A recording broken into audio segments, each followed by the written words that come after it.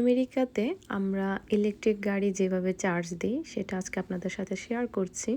আর এটা হচ্ছে একটা ইলেকট্রিক গাড়ি, এটাতে কোনো ধরনের তেলের ব্যবহার করতে হয় না, এটা শুধুমাত্র চার্জের মাধ্যমেই চলে।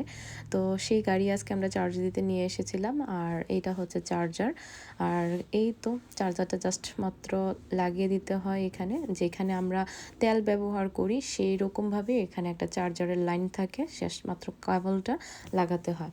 আর এখানে হচ্ছে সেই মেশিন, সেটার মাঝে আপনাকে একটা কার্ড দেওয়া থাকবে। আপনি যদি ওইখানে মেম্বারশিপ হয়ে থাকেন তাহলে সেই কার্ডটা আপনাকে ইউজ করলেই আপনার গাড়ি অটোমেটিকলি চার্জ হয়ে যাবে। আগে আপনাকে এখানে মেম্বারশিপ হতে হবে আর সেই কার্ডটা আপনাকে নিতে হবে।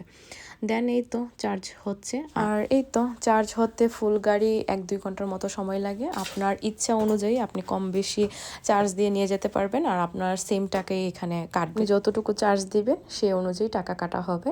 আর এই তো এখানে অনেকগুলা গাড়ি ছিল, তারাও এখানে চার্জের জন্য লাগিয়ে দিয়েছে। আর এই স্টেশনগুলো আপনাকে খুঁজে বের করতে হবে, শুধুমাত্র এতটুকুই।